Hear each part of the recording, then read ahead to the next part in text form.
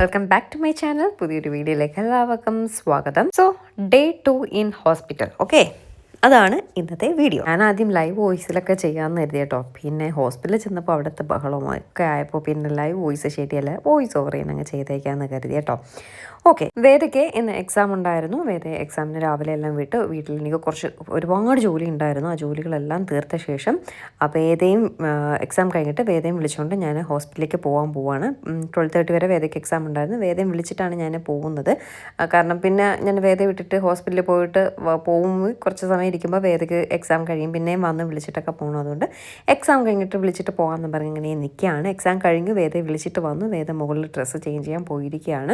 ഇനി നേരെ ഹോസ്പിറ്റലിലേക്ക് പോകണം. സത്യം പറഞ്ഞാൽ ഇവിടെ ഇരുന്നിട്ട് ഇരിപ്പ് ഉറക്കുന്നില്ല കേട്ടോ. വാവയെ കാണാനും അമ്മയെ കാണാനും ഹോസ്പിറ്റലിൽ ചെന്നിരിക്കാനും ഒക്കെ അങ്ങ് കൊത്തിയായിട്ട് പാടില്ല.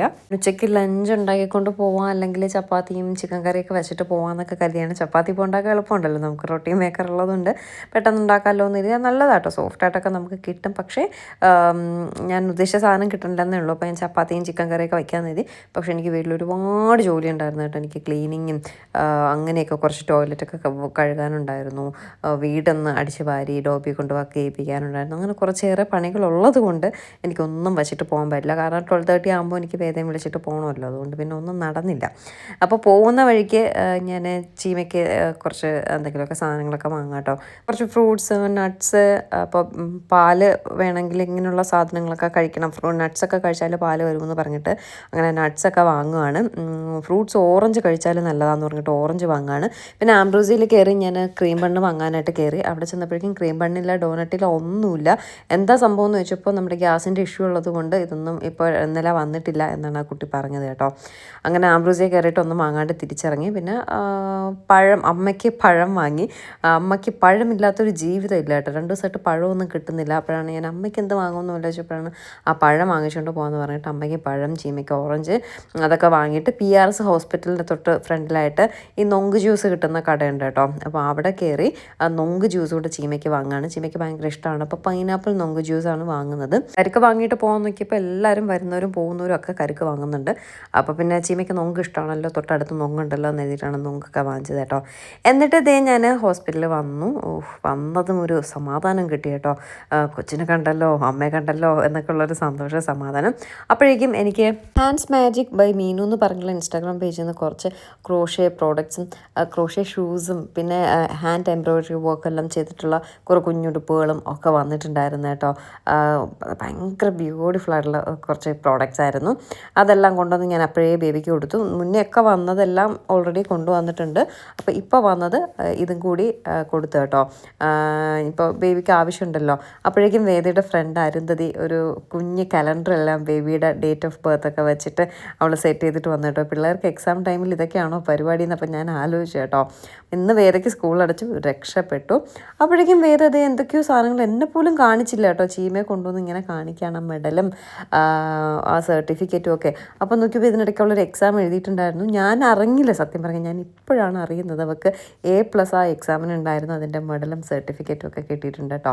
I am proud of U baby, congrats. നമുക്കൊരു കുഞ്ഞു പ്രൈസ് കിട്ടുമ്പോൾ അത് ചെറുതായാലും വലുതായാലും നമുക്കതൊരു വലിയ കാര്യമാണ് അല്ലേ. അപ്പോൾ അതുകൊണ്ട് ഹാപ്പി ആയിട്ടിരിക്കുന്നു. എല്ലാവരും ഹാപ്പി ആയിട്ടിരിക്കുന്നു. ബേബിയും അമ്മയൊക്കെ ഹാപ്പി ആയിട്ടിരിക്കുന്നു. ഞങ്ങൾ വന്നൊരു 1-1.5 സമയമാണ്. എല്ലാവരും ചോറൊക്കെ കഴിക്കാനുള്ള സമയമാണ്. അപ്പോൾ അച്ഛൻ ഞങ്ങൾക്ക് കൂടെ ചോറ് വാങ്ങട്ടെ എന്ന് പറഞ്ഞ് വിളിച്ച് ചോദിച്ചു. ഞാൻ പറഞ്ഞു ചോറോ ഞങ്ങൾക്കോ, ഞാനും വേദയും ചോറ് കഴിക്കാൻ. ഞങ്ങൾ എന്ത് ചെയ്തു, ഒരു സ്വിഗ്ഗി എടുത്തു, ഓരോ ബിരിയാണി അങ്ങ് ഓർഡർ ചെയ്തു. ബാക്കി എല്ലാവരും ഇവിടെ ഊണൊക്കെ കഴിച്ചാൽ ചീമയ്ക്ക് ബിരിയാണി വേണ്ടാന്ന് പറഞ്ഞു. സച്ചിൻ ഇപ്പോൾ വീട്ടിലേക്ക് തിരിച്ച് ഫ്രഷ് ആവാനൊക്കെ പോകുന്നുണ്ട്. അപ്പോൾ പോകുന്ന വഴിക്ക് സച്ചിൻ കഴിച്ചോളാന്ന് പറയും. അങ്ങനെ സ്വിഗ്ഗിയിൽ 2 ബിരിയാണി അങ്ങോട്ട് ഓർഡർ ചെയ്തു കേട്ടോ. എന്താ ജുൻഫി ബിരിയാണി എന്ന് പറഞ്ഞിട്ടുള്ളൊരു റെസ്റ്റോറൻറ്റിൽ നിന്നാണ് ഓർഡർ ചെയ്തത്. ഒരു കാശിന് കൊള്ളില്ലാത്ത വൃത്തികെട്ട ബിരിയാണി. ആ കോൾ അടിച്ചത് നമ്മുടെ പപ്പിക്ക കേട്ടോ. അച്ഛനുണ്ടായിരുന്നു. അച്ഛൻ വന്നിട്ട് തിരിച്ച് പോയപ്പോൾ പപ്പിക്ക ബിരിയാണി കൊണ്ട് പോയി കേട്ടോ. അതിലൊരു പീസേ ഉണ്ടായിരുന്നുള്ളൂ. അത് ഞാൻ കണ്ടായിരുന്നു. ഒറ്റ പീസുള്ള ഹാഫ് ബിരിയാണിയാണ് വാങ്ങിയത്. റൈസ് എന്ന് പറഞ്ഞാൽ ഭയങ്കര ക്വാണ്ടിറ്റി ആയിരുന്നു കേട്ടോ. നല്ല ക്വാണ്ടിറ്റി ഉണ്ടായിരുന്നു, പക്ഷെ കൊള്ളത്തില്ലായിരുന്നു. അങ്ങനെ എന്തായാലും പപ്പിക്ക് കോൾ അടിച്ചു കേട്ടോ. ഇതാണ് എൻ്റെ വല്യമ്മ, അമ്മയുടെ ചേച്ചി കേട്ടോ. വാവയെ കാണാനായിട്ട് വന്നതാണ്. അങ്ങനെ വിസിറ്റേഴ്സ് വന്നപ്പോൾ ഇന്ന് എല്ലാവരും കൂടി ഒരുമിച്ചായിരുന്നു കേട്ടോ. വല്യമ്മ വന്നതിൻ്റെ പിറകെ വേദയുടെ ഫ്രണ്ട് വേദികയുടെ അമ്മയൊക്കെ വന്നായിരുന്നു. പിന്നെ സച്ചുവിൻ്റെ അമ്മൂമ്മയും വല്യച്ഛനും ഒക്കെ വന്നായിരുന്നു. അപ്പോൾ എല്ലാവരും കൂടി ഒരുമിച്ചാണ് വന്നത് കേട്ടോ.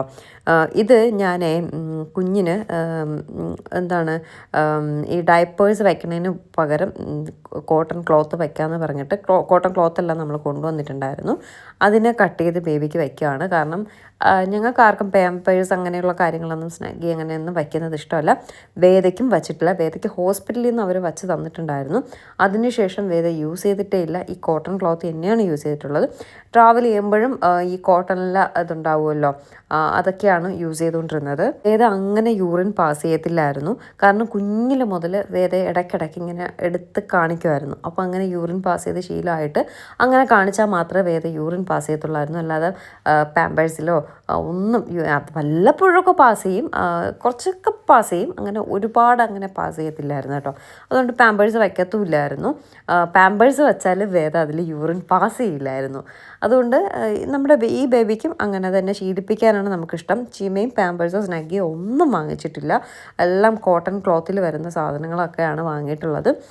നമുക്കതിനോട് ഇതിനോട് താല്പര്യമില്ല. ഞങ്ങൾക്ക് ആർക്കും അതിനോട് താല്പര്യമില്ല. കാരണം റാഷസോ അങ്ങനെയുള്ള കാര്യങ്ങളൊക്കെ വന്നാൽ പിന്നെ അതൊരു ബുദ്ധിമുട്ടല്ലേ. അതുകൊണ്ട് വേദയ്ക്ക് ഹോസ്പിറ്റലിൽ നിന്ന് സ്നഗ്ഗി വെച്ചിട്ടുണ്ടായിരുന്നു. അപ്പോൾ വേദയ്ക്ക് റാഷസൊക്കെ വന്നിട്ടുണ്ടായിരുന്നു കേട്ടോ. അതിനുശേഷമാണ് ക്ലോത്തിൽ തന്നെ പോകുന്നത്. നമ്മൾ കുഞ്ഞുങ്ങളെ ട്രെയിൻ ചെയ്യിപ്പിക്കും പോലെ ഇരിക്കും. ആദ്യമേ ആ ഒരു ശീലം അങ്ങ് കൊണ്ടുവന്നാൽ അവരതനുസരിച്ച് അങ്ങ് പോകും കേട്ടോ. എത്ര സമയം ഗ്യാപ്പിൽ ഇങ്ങനെ എടുത്ത് കാണിച്ചാൽ അവർ യൂറിൻ പാസ് ചെയ്യും. അത് ഒരു മണിക്കൂർ ഗ്യാപ്പിൽ അങ്ങനെ ചെയ്താൽ മതി. വേണമെങ്കിൽ പാസ് ചെയ്യില്ലെങ്കിൽ പാസ് ചെയ്യില്ല. അതങ്ങനെ ശീലമാവും. അപ്പോൾ പിന്നെ കിടന്നങ്ങനെയുള്ള മൂത്രമൊഴുപ്പ് ആ കാര്യങ്ങളൊക്കെ കുറഞ്ഞിരിക്കും കേട്ടോ. കുറഞ്ഞിരിക്കും, അത്രയേ ഉള്ളൂ. ഒട്ടും ഇല്ലാതിരിക്കില്ല. നമ്മളെപ്പോലെ ആയിരിക്കും എന്നല്ല. അവർക്ക് പോകണമെന്ന് തോന്നുമ്പോൾ പോവും. അപ്പോൾ നമ്മൾ അത് എടുത്ത് കാണിക്കുകയാണെങ്കിൽ അങ്ങനെ അങ്ങ് പോവും, അത്രയേ ഉള്ളൂ. അങ്ങനെ ഞാൻ കോട്ടൺ തുണികളെല്ലാം കട്ട് ചെയ്ത് അതിനെ ഷേപ്പ് ചെയ്ത് വയ്ക്കാൻ ശ്രമിക്കുകയാണ്. പക്ഷേ ഈ കോട്ടൺ തുണി വെച്ചിട്ട് ഇരിക്കുന്നില്ല. അവൾക്ക് അല്ലാത്ത ചീമ വാങ്ങിച്ച എന്താ ലങ്കോട്ട് ചെയ്യുന്നു അങ്ങനെ എന്തോ പറയാം, ആ സാധനങ്ങൾ കെട്ടൊക്കെ ഉള്ളതുണ്ട് കേട്ടോ. അത് നല്ല കംഫർട്ടബിളായിട്ട് ഇരിപ്പുണ്ട്. പിന്നെ അത് തന്നെ യൂസ് ചെയ്യാമെന്ന് കരുതി. ഇതാകുമ്പോൾ കോട്ടൺ തുണിയല്ലേ, നമുക്ക് അങ്ങ് കളഞ്ഞിട്ട് വരാം. അതുകൊണ്ടാണ് ഇത് ഇപ്പോൾ തൽക്കാലം കെട്ടാമെന്ന് കരുതിയത്. ബാക്കിയുള്ള എല്ലാ സെറ്റപ്പ് സാധനങ്ങളും ഉണ്ട്. പക്ഷേ ഒരു 2-3 ഡേയ്സ് കുട്ടികൾക്ക് നന്നായിട്ട് മോഷൻ പോവും. അപ്പോൾ എപ്പോഴും കഴുകി ഇവിടെ ഉണക്കാനിടാൻ പോലും പറ്റുന്നില്ല കേട്ടോ. അപ്പോൾ അതുകൊണ്ട് ഇതാവുമ്പോൾ അങ്ങ് കളയാലോ എന്ന് കരുതിയാണ് എടുത്തത്. പക്ഷെ അത് അവൾക്ക് സെറ്റാവുന്നില്ല. പിന്നെ അവളുടെ ചീമ വാങ്ങിച്ചെല്ലാം കൂട്ടി തന്നെ യൂസ് ചെയ്യുന്നുണ്ട്. അങ്ങനെ സച്ചിൻ കുളിക്കാനൊക്കെ പോയിട്ട് വന്നപ്പോൾ ദേ എൻ്റെ പാഴ്സലുകൾ വന്നുകൊണ്ടേയിരിക്കുകയാണ്. സത്യം പറഞ്ഞാൽ ഈ പ്രാവശ്യം പോയി എടുക്കാൻ പറ്റിയിട്ടില്ല. കുറേ പാഴ്സലുകൾ ഞാൻ പല സ്ഥലങ്ങളിൽ നിന്നായിട്ട് ഓർഡർ ചെയ്തിട്ടുണ്ട്. കാരണം സാരി ഒരിടത്ത്, കോട്ട് സെറ്റ് ഒരിടത്ത്, മെറ്റീരിയൽ ഒരിടത്ത് അങ്ങനെയൊക്കെയാണ് നമ്മൾ വാങ്ങുന്നത്. അപ്പോൾ അവിടെ എല്ലാം വിളിച്ച് ഓർഡർ കൊടുത്തിട്ടുണ്ട്. ഓരോ സ്ഥലത്തു നിന്നായിട്ട് സാധനങ്ങൾ വരികയാണ്. ഞാൻ വിഷുവിനായിട്ട് കൊണ്ടുവന്നതാണ്. പക്ഷേ ഇങ്ങനെയൊക്കെ ഉള്ളൊരു സാഹചര്യത്തിൽ ഞാനതിനെ എങ്ങനെ സെയിൽ ചെയ്യും എന്നുള്ള കാര്യത്തിൽ ആലോചിച്ച് ടെൻഷനായിട്ടിരിക്കുക കേട്ടോ. ഒരു സെറ്റ് ഇപ്പോൾ നമുക്കിവിടെ അടുത്താണ് വന്നിട്ടുണ്ടായിരുന്നത്. അങ്ങനെ സച്ചു വന്ന വഴിക്ക് ഞാൻ എടുത്തിട്ട് വരുമെന്ന് ചോദിച്ചപ്പോൾ സച്ചിൻ എടുത്തിട്ട് വന്നേ. ഇപ്പോൾ വന്നതെല്ലാം കോട്ട് സെറ്റുകളും 3 പീസ് ചുരിദാർ സെറ്റുമാണ്. പിന്നെ ഇനി സാരീസ് വരാനുണ്ട്. പിന്നെ മെറ്റീരിയൽസ് എല്ലാം ഞാൻ കാര്യമായിട്ട് പ്രാവശ്യം ഓർഡർ ചെയ്തിട്ടുണ്ട്.